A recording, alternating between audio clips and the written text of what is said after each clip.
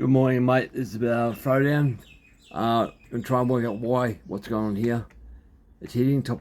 It's piston hitting the top of the cylinder, but it ran quite good. But there should be a mark on top of that cylinder, and I can be able to work out what's causing that and grind that back. So I thought that I'm just getting over yesterday done rehab, and rehab you put your left hand on your right knee with a rubber band in the other hand, and you pull it up on a like 45-degree angle, arm straight. I did the same thing with the arm. Getting here at an angle that really affects my back. Out of all my exercise, it hurts. I was on the bike yesterday, exercise bike, and that hurt my hips because I'm not moving around as much as I should. So guys, you're not using your muscles, you'll lose your muscles. So yeah, I've just finished feeding the chooks. I got my big black ocelot rooster Butterbean, and Butterbean is going to be crossed over some Royal and Red hens, which I got from Paul, which I thank you for that. And there was some other black ocelot hens, they're old girls. But we'll see how they turn out. We'll pull this apart and we'll see what's going on with this piston. Hopefully I can change it a little bit. And I might even adjust the timing on this too, because this piston is so much more lighter than the other one. So maybe that's causing it to survive. I'm not sure, but I'll have a look. Okay, I think about all the screws. Those I think. I've got some two out. Oh, dear.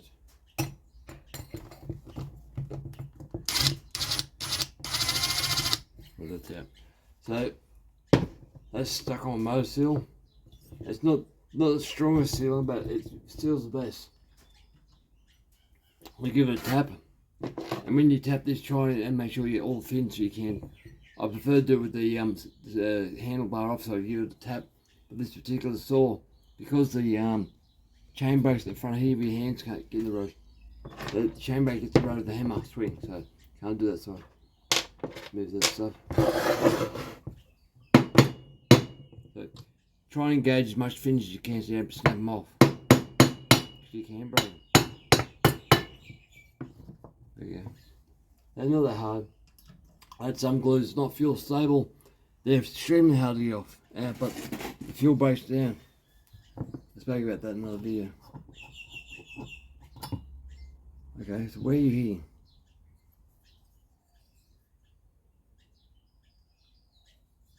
Yeah, I know it didn't. Hitting right on the actual squish.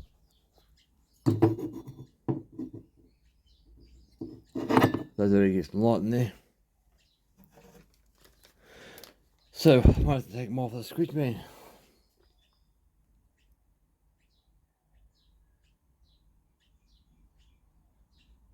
I think it is anyway. I can't see nothing there.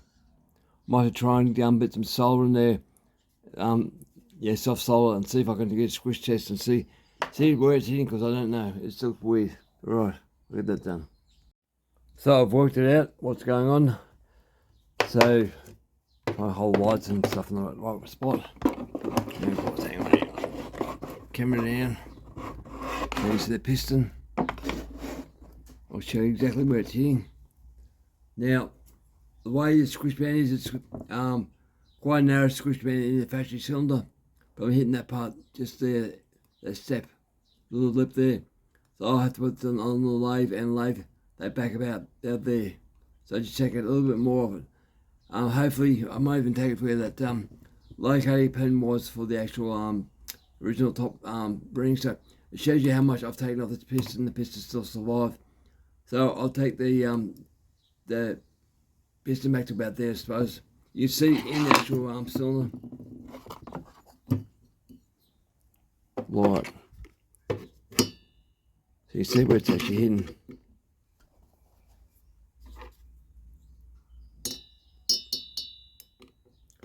Where that point, where that point is sitting there, see a silver line.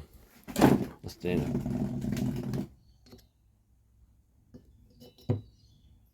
See a silver ring? It's very skitting, so it's not much. It's just enough to be annoying, but I'll be able to fix that. I'll put her back together. Won't interfere too much with the compression. It's already pretty low on compression, but it's worth trying. So I see the thing run properly. I've got another piston cylinder coming. It should be here today actually. It's been lost in the mail. Some reason things coming from China has been slow. lately, and it's probably to do all the floods and stuff. But some stuff comes really quick, so I don't know what's going on.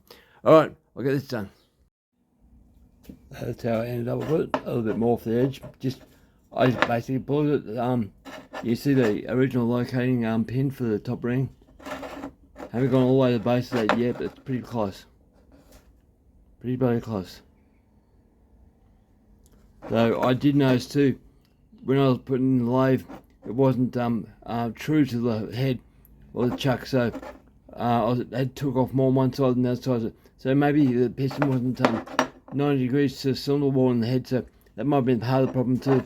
But I'll check it, I'll put it on the saw and see how she feels. I'll cinch this head down or cylinder or we'll nip it up. That's what we say in Australia, nip it up. Now I have learnt one thing with these saws, Chinese made saws, don't hammer everything together. Hammer everything together with a chatter gun because or impact driver, because their metal is not what you call super strong. It's tight.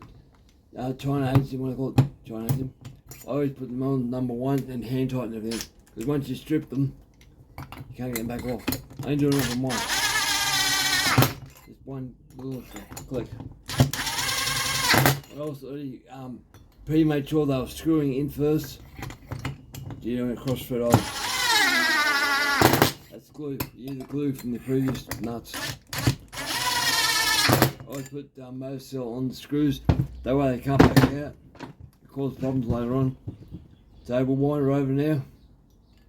And what I'll wind it over now, and I'll see if it hits. No, perfectly quiet, so that's good. Happy with that. Yep. So now I can put it back together. See how she goes. I might wait for the new piston and piston and cylinder. I will wait for that. I'll pause you and I'll show you why I will wait for it. Try to get this thing off now. Get that wire out of the road. So I pull that there.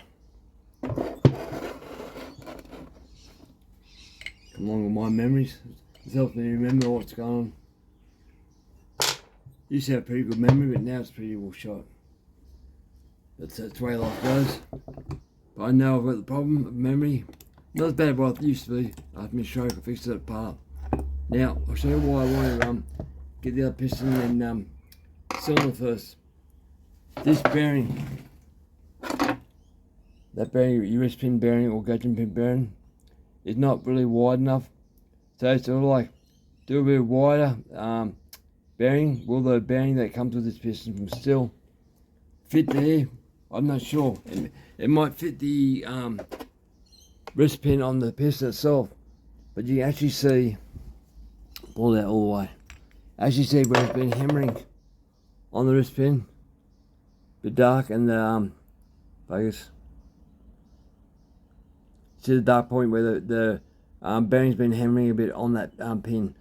I wouldn't, it's not like if it was someone else's saw, I wouldn't use it because it's just a play around saw, but it's a heavy duty pin for Chinese stuff anyway. But the other wrist pin is the width of the actual cylinder, so that piston I should say. So it might support that better. This needle bearing can go either side, so if you're cutting a tree down, your bearing can come out like that and cause it to go bang. But I've only used it for cutting firewood, so yeah, it hasn't done that at all. So what side has been coming out? It's been coming out that side.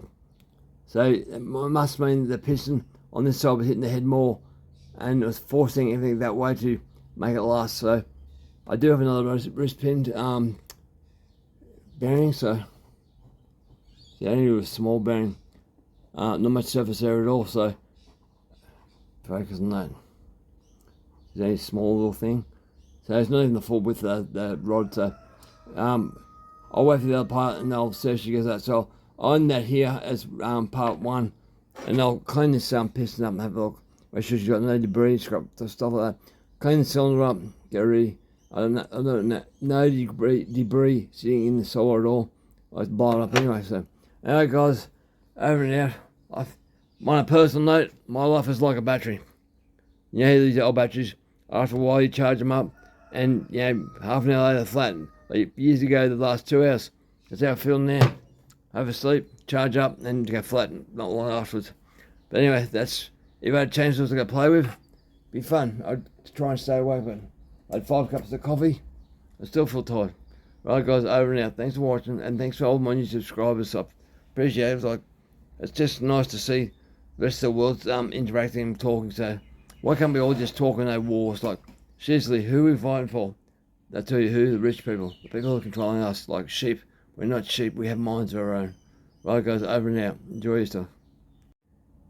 Not another add-on. Yeah, add-on. I thought I'd show you guys before I post this video. I did go back on the top of this piston and lave off just a net force skin off the top of that first lip, because there is a slight silvering on the actual squish band on the actual cylinder itself. You see it with no light. So I want to make sure that doesn't affect it at all when it warms up, because things expand. I haven't dialed it in, just done, yeah, you see it there. So it's some light. So it's silver on the actual main squish band. So I want to make sure I don't do that. Now I've got to clean this up, wire brush. Make sure there's no burrs. Like you see burrs all that there. Terrible burrs. I'll make sure you get rid of that crap. This piston's getting super light. So she probably will go bang. But funny enough, there's quite a bit of metal in the bottom of that piston there. So I don't think I'm anywhere near danger, because I got the pop-up in the middle there.